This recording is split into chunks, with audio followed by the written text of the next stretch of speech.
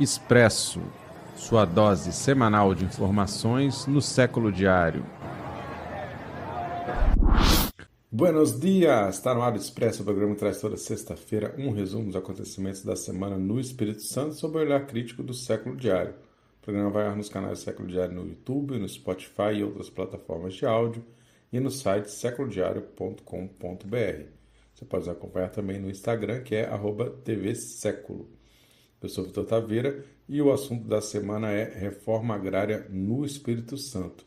3 acontecimentos sobre esse tema marcam a semana aqui no estado. Ainda teremos o giro de notícias e o bloco de rolê com dicas de cultura no Espírito Santo. Assunto da semana: em luta contra o agronegócio, mulheres sem terra ocupam área da Suzano. A reportagem da Maria Friedrich registra que mais de 1.000 mulheres do Movimento de Trabalhadores Rurais Sem Terra, o MST, ocuparam a área pertencente à empresa Suzano, ex-Aracruz Celulose e ex-Fibra, no município de Aracruz, no norte do Espírito Santo. O movimento teve início às 4h30 da manhã de quinta-feira, em frente à entrada de Vila do Riacho, e faz parte da Jornada Nacional de Luta das Mulheres Sem Terra, que busca denunciar a violência do agronegócio e reivindicar reforma agrária. A Suzano, uma das maiores multinacionais do setor de papel e celulose, adquiriu a antiga Aracruz Celulose, acusada de grilagem de terra, desde quando se instalou na região, ainda na década de 70, durante a ditadura militar. O MST aponta degradação, concentração fundiária e violência contra povos tradicionais promovidos pela empresa, responsável por uma série de crimes como roubo de água, desvio de morte dos rios, perda da diversidade e uso de agrotóxicos associado ao câncer, segundo a nota do movimento. Destaca ainda que a empresa mudou de nome ao longo dos anos, mas o modelo devastador permanece. Atualmente, há 22 áreas em conflito com a Suzano no Brasil, sendo 6 delas no Espírito Santo.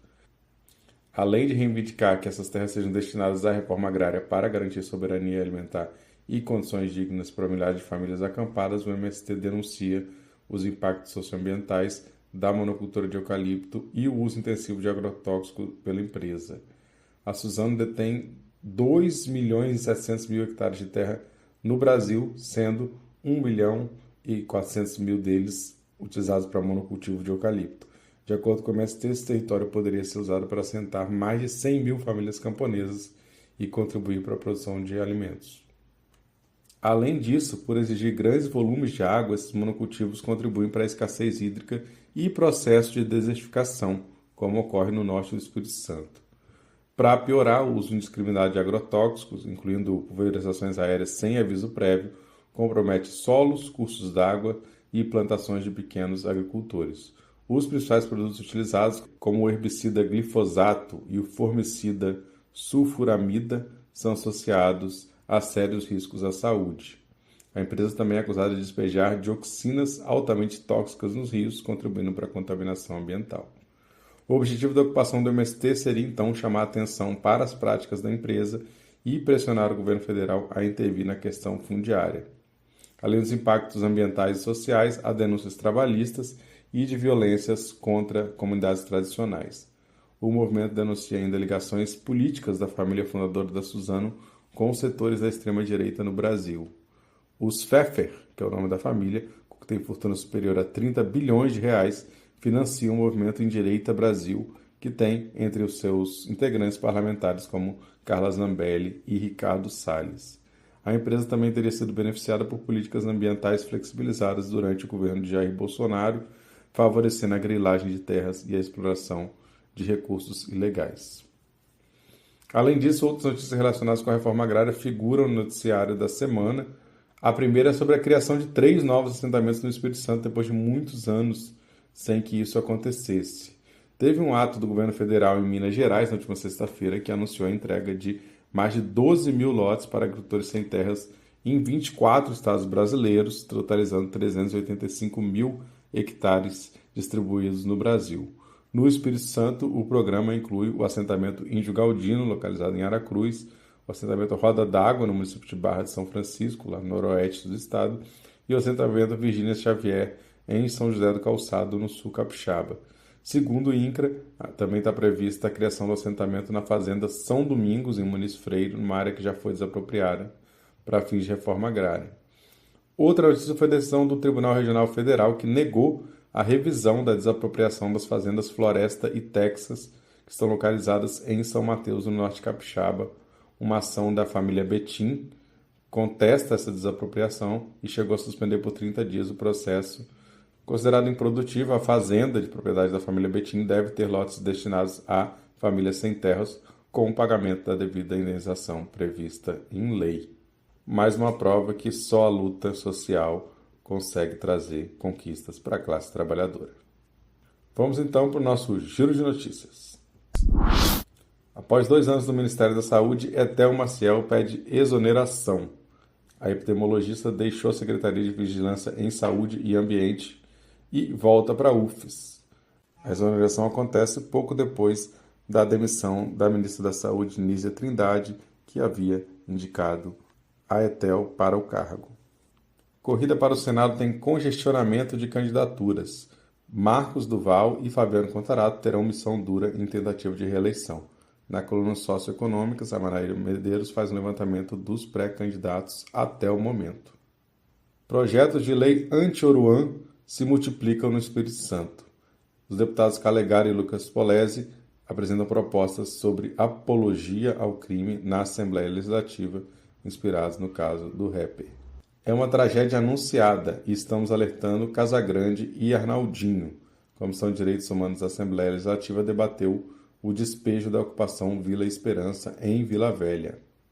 A Assembleia aprova o Programa para a Conservação da Água e Segurança Hídrica.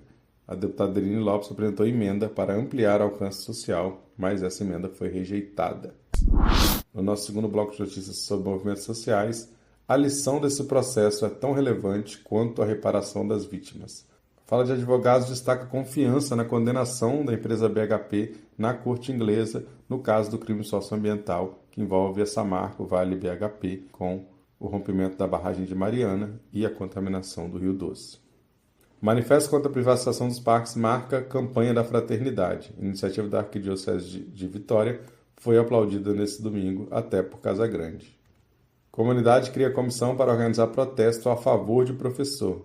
Famílias também querem que a Secretaria de Educação de Vitória explique o motivo da abertura de processo administrativo contra o professor Madison, considerado uma liderança aí da categoria.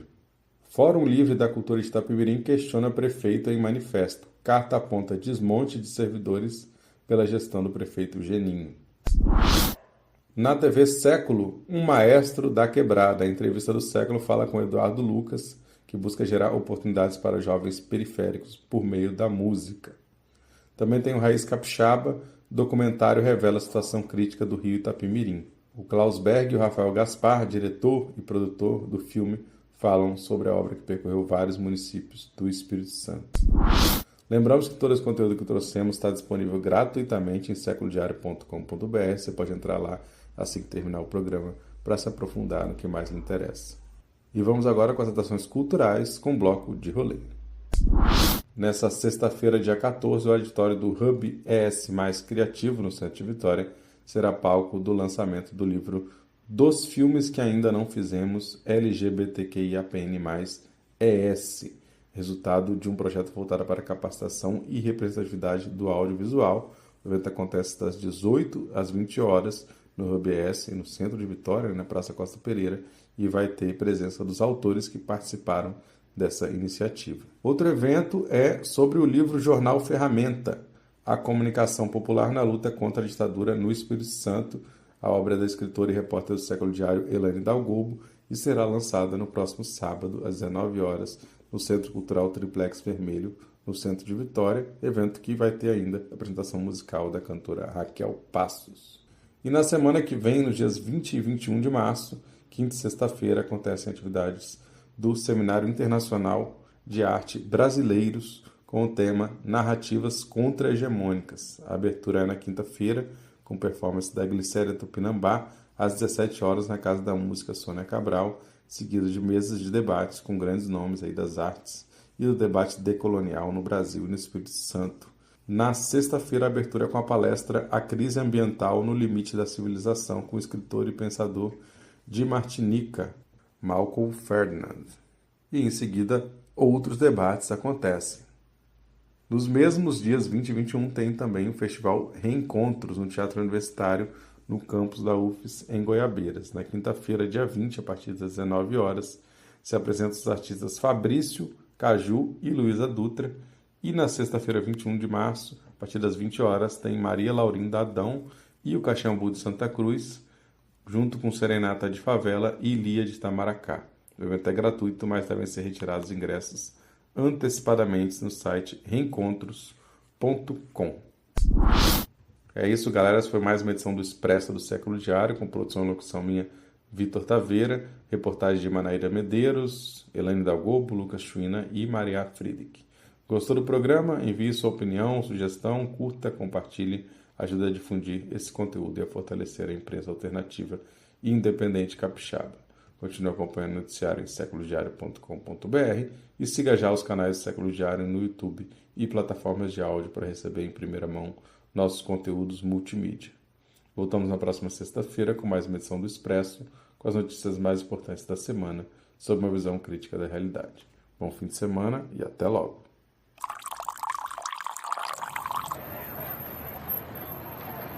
Expresso, sua dose semanal de informações no Século Diário.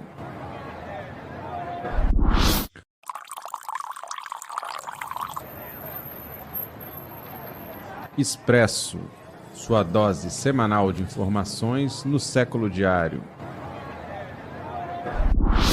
Buenos dias! Está no ar o Expresso, o programa que traz toda sexta-feira um resumo dos acontecimentos da semana no Espírito Santo sob o olhar crítico do Século Diário.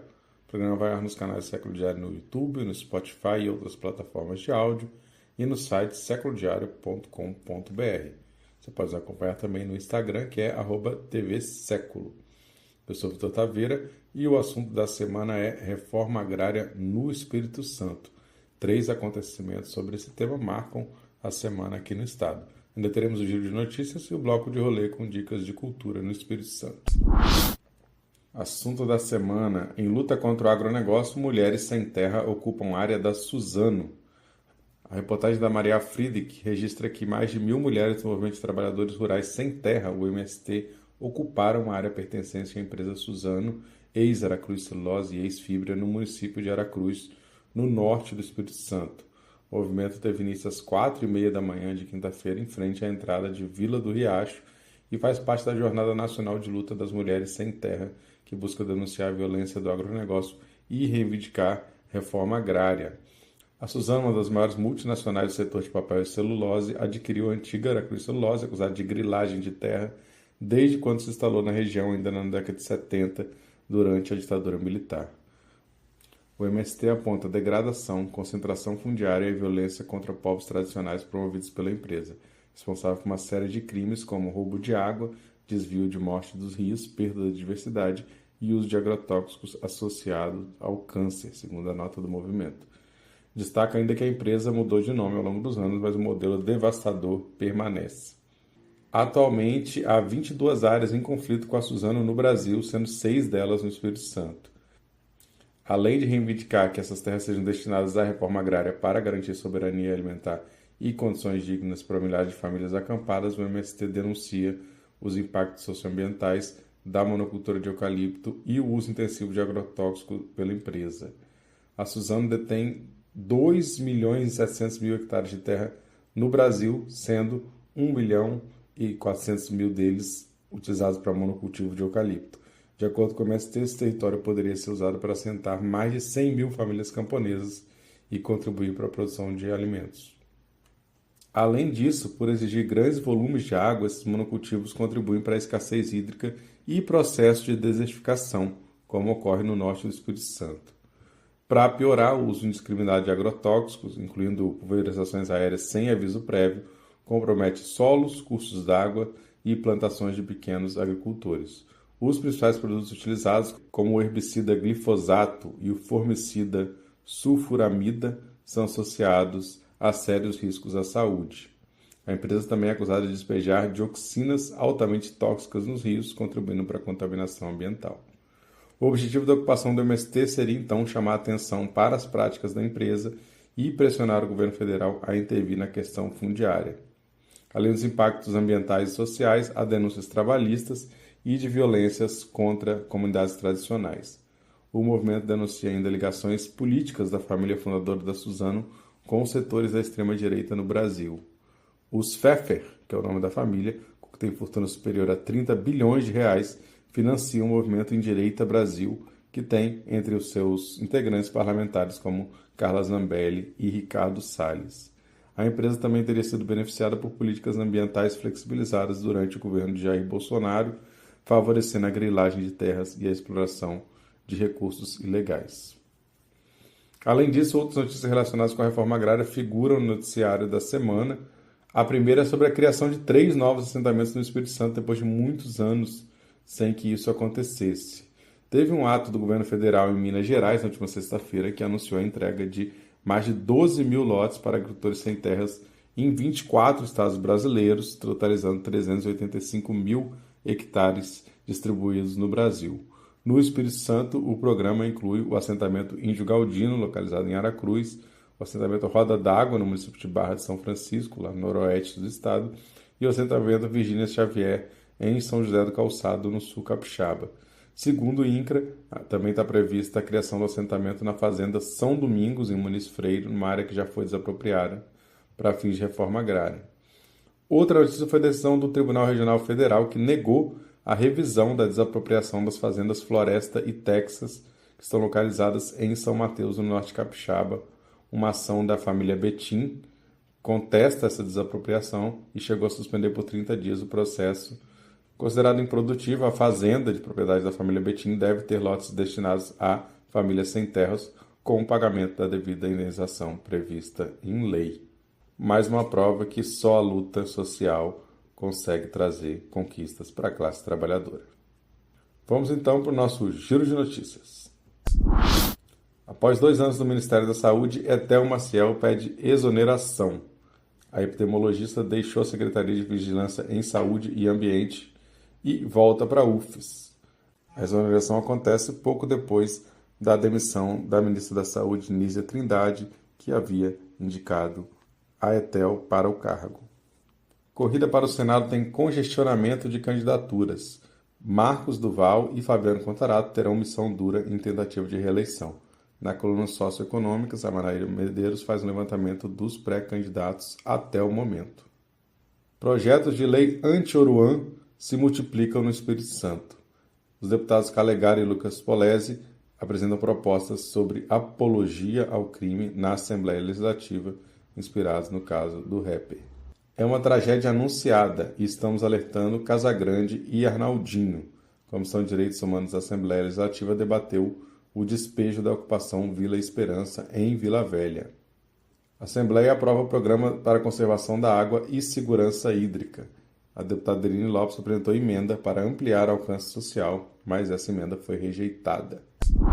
No nosso segundo bloco de notícias sobre movimentos sociais, a lição desse processo é tão relevante quanto a reparação das vítimas. A Fala de Advogados destaca confiança na condenação da empresa BHP na corte inglesa no caso do crime socioambiental que envolve a Samarco Vale BHP com o rompimento da barragem de Mariana e a contaminação do Rio Doce. O Manifesto contra a Privatização dos Parques marca a campanha da fraternidade. A iniciativa da Arquidiocese de Vitória foi aplaudida nesse domingo, até por Casagrande. A comunidade cria comissão para organizar protesto a favor de professor. Famílias também querem que a Secretaria de Educação de Vitória explique o motivo da abertura de processo administrativo contra o professor Madison, considerado uma liderança aí da categoria. Fórum Livre da Cultura de Itapemirim questiona prefeito em manifesto. Carta aponta desmonte de servidores pela gestão do prefeito Geninho.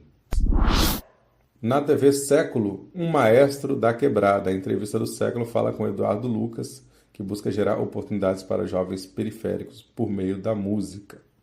Também tem o Raiz Capixaba, documentário revela a situação crítica do Rio Itapemirim. O Klaus Berg e o Rafael Gaspar, diretor e produtor do filme, falam sobre a obra que percorreu vários municípios do Espírito Santo. Lembramos que todo esse conteúdo que trouxemos está disponível gratuitamente em seculodiario.com.br. Você pode entrar lá assim que terminar o programa para se aprofundar no que mais lhe interessa. E vamos agora com as atrações culturais com bloco de rolê.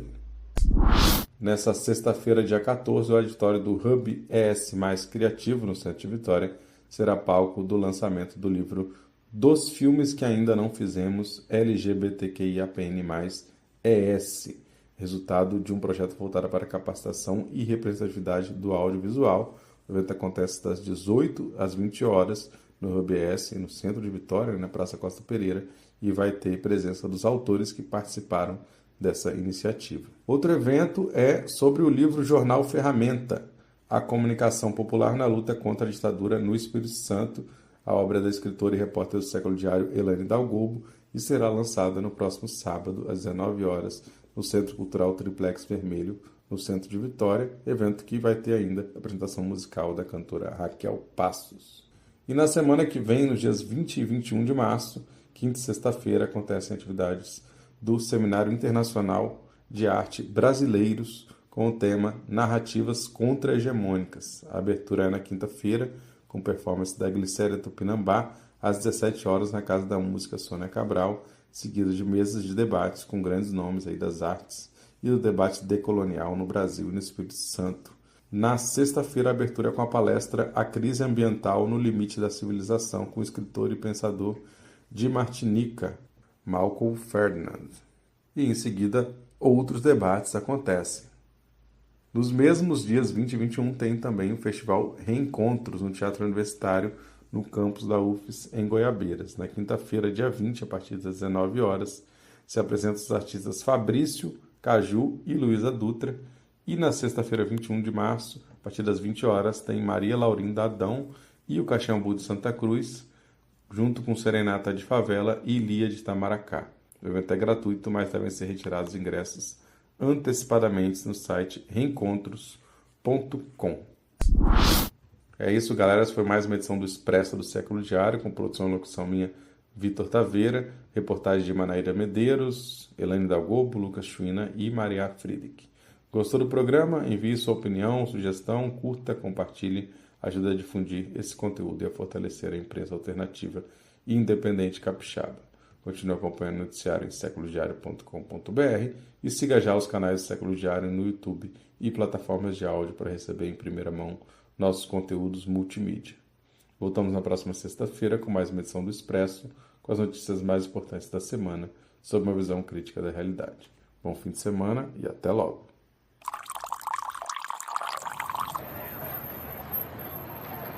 Expresso, sua dose semanal de informações no Século Diário.